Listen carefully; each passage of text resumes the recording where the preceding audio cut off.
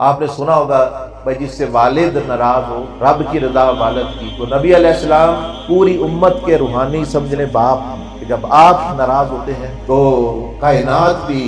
اس سے منہ پھیر لیتی ہے۔ ہر کائنات کا درخت، ذرہ ذرہ، جانور، جاندار، فرشتے، ملائکہ، درخت، پتھر بھی اس سے رخ موڑ لیتی ہیں، برکتیں اس ختم ہو جاتی ہیں۔ تو اس لیے ایک تو آپ یہ ذہن میں بٹھانے کی کوشش کریں، نیت کریں، زندگی تو گزارنی ہے، کیوں نہ